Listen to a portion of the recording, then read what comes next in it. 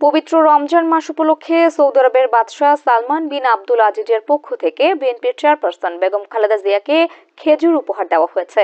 গুলশানে বিএনপি চেয়ারপারসনের রাজনৈতিক কার্যালয়ে বাদশাহ সালমান বিন আব্দুল আজিজের পাঠানো খেজুর সৌদি দূতাবাস থেকে পৌঁছে দেওয়া হয়। সেখানে বেগম খালেদা জিয়ার একান্ত সচিব ABM আব্দুস সাত্তার খেজুর গ্রহণ করেন। বিষয়টি নিশ্চিত করে বিএনপির মিডিয়া সেলের সদস্য শাহরুল কবির খান বলেন, সৌদি আরবের বাদশাহ সালমান বিন আব্দুল আজিজের পক্ষ থেকে বিএনপি চেয়ারপারসন বেগম খালেদা জিয়া, দলের ভারপ্রাপ্ত চেয়ারম্যান তারেক রহমান, দলের সিনিয়র নেতাদের কাছে 145 কার্টন খেজুর উপহার হিসেবে এসেছে।